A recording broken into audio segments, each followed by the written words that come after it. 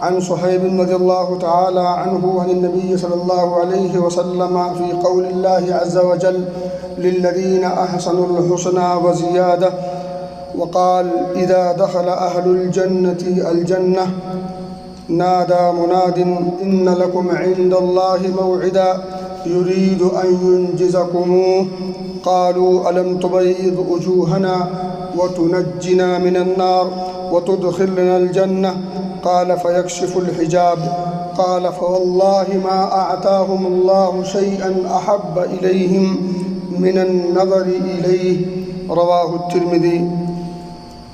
معزز سامعین، بھائیوں اور دوستوں اور عزیز ساتھیوں، حضرت صہیب رضی اللہ تعالیٰ عنہ راوی حدیث ہیں، ان سے روایت ہے، وہ کہتے ہیں کہ عن النبی صلی اللہ علیہ وسلم فی قول اللہ عز وجل للذین احسنوا الحسنى وزیادہ، اللہ کے رسول صلی اللہ علیہ وسلم نے للذین احسنوا الحسنى وزیادہ، یہ سورہ یونس کی 26ویں نمبر کی آیت کا پہلا ٹکڑا ہے کہ اللہ رب العزت فرماتا ہے اس آیت کریمہ کے ٹکڑے میں کہ ان لوگوں کے لیے جنہوں نے اچھے عمل کیے، ان لوگوں کے لیے حسنہ ہے۔ اب یہ حسنہ کیا ہے؟ وہ زیادہ، اور اس کے علاوہ بھی ہے اور کچھ مزید بھی ہے۔ اب اس آیت کریمہ کی تفسیر کرتے ہوئے نبی اکرم صلی اللہ علیہ وسلم فرماتے ہیں کہ قال، آپ نے فرمایا اس آیت کریمہ کی تفسیر میں، یعنی اس آیت کریمہ کو مزید وضاحت کر رہے ہیں۔ کیسے؟ آپ صلی اللہ علیہ وسلم فرماتے ہیں اذا دخل اہل الجنت الجنت، ذرا غور کیجئے گا، جب اہل جنتی جنت میں داخل ہو جائیں گے، حساب و کتاب ہو گیا اور سب کچھ، اہل جنت کو جنت میں داخل کر دیا گیا، اس کے بعد کیا ہوگا؟ نادا منادن، ایک پکار لگانے والا پکار لگائے گا، آواز دے گا، ایک اعلان ہوگا اہل جنت کے لیے۔ کیا اعلان ہوگا؟ ذرا سنیں۔ اعلان یہ ہوگا کہ ان لکم عند اللہ موعدا، سنو، غور کرو، کان لگا کے سنو کہ تمہارے لیے اللہ رب العزت کا ایک وعدہ ہے، اللہ کا ایک وعدہ تھا اور وہ وعدہ اللہ پورا کرنا چاہتا ہے۔ ان لکم عند اللہ موعدا یرید ان ینجزکموہ، اور اللہ اپنے وعدہ پورا کرتا ہے۔ اللہ کے یہاں وعدہ خلافی نہیں، بلکہ مومنوں کو بھی حکم ہے کہ وعدہ خلافی نہ کریں، چاہے ان کا ذاتی نقصان ہی کیوں نہ ہو جائے۔ جان بھی کے لارے اگر پڑ جائیں تو وعدہ کر کے مکرنا نہیں چاہیے، لیکن افسوس یہ ہے کہ وعدہ خلافی میں آج ہم ٹاپ نمبر پہ ہیں، ممتاز نمبر پہ ہیں۔ جھوٹ، مکاری، عیاری، فریب، دھوکہ۔ نبی اکرم صلی اللہ علیہ وسلم اپنے نہیں، غیروں سے بھی اگر کوئی وعدہ کرتے تھے تو آپ ان وعدوں سے مکرتے نہیں تھے، اور آپ نے باقاعدہ وعدہ پورا کرنے کی تاکید کی، اور وعدہ نہ پورا کرنے والوں کو منافق کہا۔ اذا وعد اخلف، منافق کیا؟ یہ برے کرتوت ہیں، ان کے برے اعمال میں سے ایک بری صفت یہ ہے کہ منافق جب وعدہ کرتا ہے تو وعدے سے مکر جاتا ہے، وعدہ خلافی کرتا ہے۔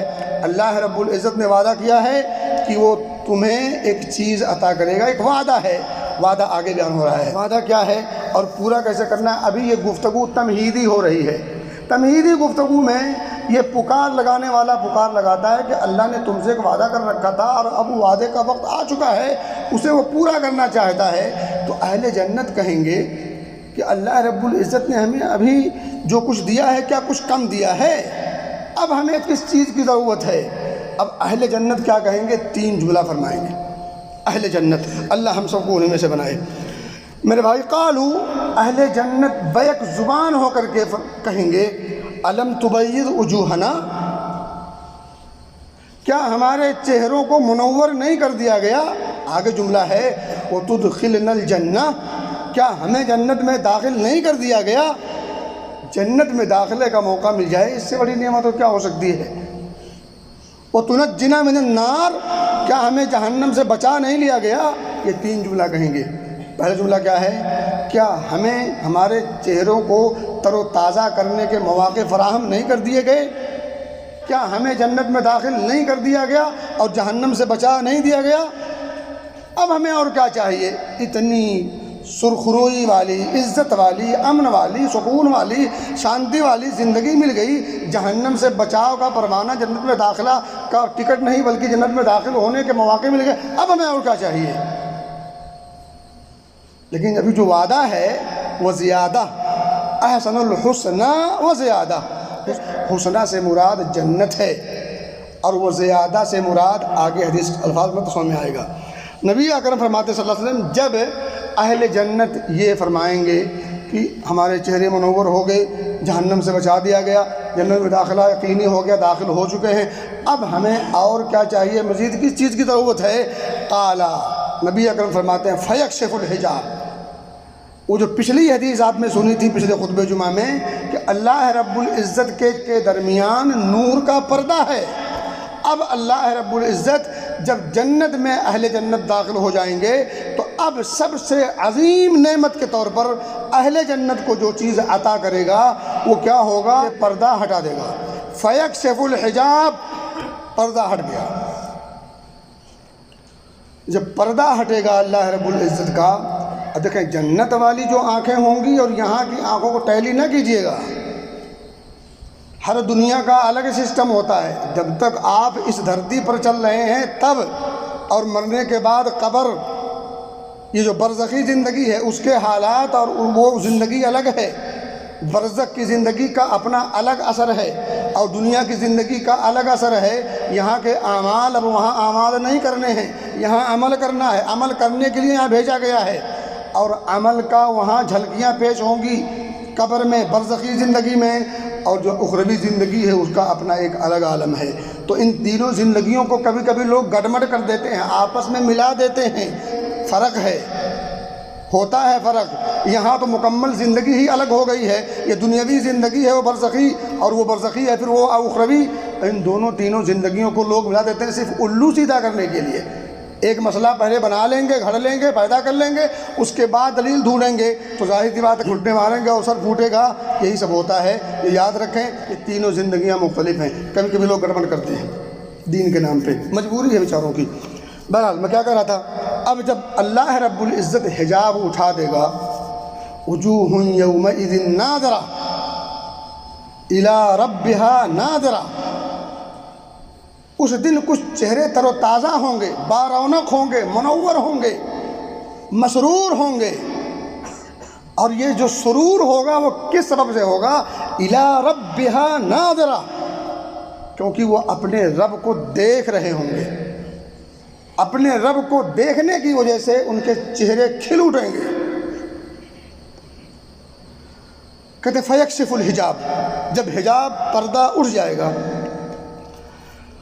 حدیث کے الفاظ ہیں فواللہ ما اعطاہم اللہ شیئا احب الیہم من النظر الیہ، قسم کھائی ہے کہ اللہ کی قسم ہے اہل جنت کو جنت میں دی گئی تمام نعمتوں، جنت میں عطا کی گئی اللہ تعالیٰ کی طرف سے جنت میں دی گئی جتنی نعمتیں ہیں، ان تمام نعمتوں میں سب سے زیادہ محبوب شیء، سب سے زیادہ پسندیدہ چیز، سب سے زیادہ پسندیدہ نعمت، سب سے زیادہ دل کو بھانے والی نعمت اگر کوئی ہے تو وہ یہ اللہ رب العزت کا دیدار۔ جب وہ اللہ رب العزت کو دیکھیں گے تو وہ کہیں گے کہ جنت میں جو کچھ ہمیں ملا ہے ان تمام محبوب چیزوں میں سے سب سے زیادہ محبوب شیء اگر کوئی ہے تو وہ کیا ہے؟ من النظر الی اللہ عز وجل، اللہ رب العزت کی طرف جب ان کی نگاہ پڑے گی، جب دیدار ہوگا تو جنت کی ساری نعمتیں اس کے مقابلے میں ہیچ ہو جائیں گی۔ حالانکہ جنت جانتے کیا ہے؟ لہم ما یشاؤون فیہا، جنت میں آپ جو چاہیں گے وہ سب ملے گا، جس چیز کی محسوس ضرورت ہوگی آپ کو، آپ کی چاہت، وفیہا ما تشتہیہ الانفس وتلذ الاعین۔ اب دیکھیں گھر سجاتے ہیں نا، گھر جو سجاتے ہیں تو مختلف چیزیں رکھتے ہیں، یہ رکھ دیا وہ رکھ دیا، پھول پتی دنیا بھر کا، کیوں؟ آنکھوں سے جب آپ دیکھیں گے تو آپ کو لذت ملتی ہے، تو وہاں لذت کے سارے سامان موجود ہوں گے. وَتَلَذُّ الْأَعْيُنُ، آنکھوں کی لذت کے سارے سامان وہاں مہیا ہوں گے. اور وہاں کرنا نہیں ہے، ریال دے کر کے خریدنا نہیں ہے، سب کچھ آپ کی منشا، آپ کی چاہت کے مطابق پہلے سے ریڈی ہوگا. اللہ رب العزت کا دیدار اہل جنت کو جنت میں کرایا جائے گا، اور جہنمیوں کو کلا انہم عن ربہم یومئذ لمحجوبون. مومنوں کے مقابلے میں اللہ رب العزت کو ان سے اوٹ کر دیا جائے گا، پردہ کر دیا جائے گا. یہ نحوست ہے برے اعمال کی. اس سے کیا معلوم ہوا کہ اچھا عمل کرنے سے اللہ خوش ہوتا ہے، اور اچھا عمل اللہ رب العزت کی دیدار کا سبب بنے گا، جو سب سے عظیم نعمت ہوگی اہل جنت کے لیے. اس سے بڑا کوئی اور تحفہ نہیں ہوگا. اگر واقعی یہ حدیث سننے کے بعد دل میں امنگ جاگی ہو، اور کیسے نہ جاگے، یہاں ہر آدمی جس کو پسند کرتا ہے، جس کا فین ہوتا ہے، اس کو دیکھنے کے لیے یہ دنیا میں یہ جو کتنے خبیث قسم کے لوگ ہیں، لیکن لوگ ان کو اپنا فین بنا کے رکھے ہیں. ان سے اگر کبھی ملاقات ہو جائے تو ان سے سائن کرا لیتے ہیں، شرٹ پہ، کپڑے پہ، کاپی پہ، یہاں اور وہاں، یہ پروف کے لیے کہ میری ان سے ملاقات ہوئی ہے. تو ہے تیری عقل پر، تجھے ملا ہے فین کے لیے وہی دنیا بدنیا، اللہ کا عاصی نافرمان، دین کے نام پر دھبا. بنانا ہے فین تو بنانا، کون منع کرتا ہے؟ ابو بکر تیرے پاس نہیں ہے، عمر نہیں ہے، عثمان نہیں ہے، علی نہیں ہے، حسن و حسین نہیں، اور عورتوں کے لیے کیا عائشہ نہیں، خدیجہ نہیں، فاطمہ نہیں، زینب، رقیہ، ام کلثوم نہیں، اسماء نہیں. ہمارے پاس فین کی کمی ہے، ہیرو کی کمی ہے. کس چیز کی کمی ہے؟ سوچ کی برائی ہے، سوچ گندی ہے. دین کا مقام ہمیں اور آپ نے سمجھا نہیں ہے، اپنی اہمیت کو ہم نے پرکھا نہیں ہے، اور اپنی شان کو ہم نے جانچا نہیں ہے. جس دن ہمیں اپنی اہمیت کا اندازہ ہو جائے، ہم ان تمام لوگوں کو اپنے پاؤں میں رونت دیں. ہم کیا جانیں ان کی کیا اہمیت ہے؟ ہم سے زیادہ اہمیت کس کی ہو سکتی ہے؟ اللہ کے بندے ہم، اللہ نے اسلام کے لیے چنا ہمیں، قرآن جیسی عظیم کتاب دی ہمیں، اور سب سے محبوب نبی دیا ہمیں، اور ہم ان کی طرف دیکھیں، اور وہ بھی للچائے ہوئی نگاہ سے.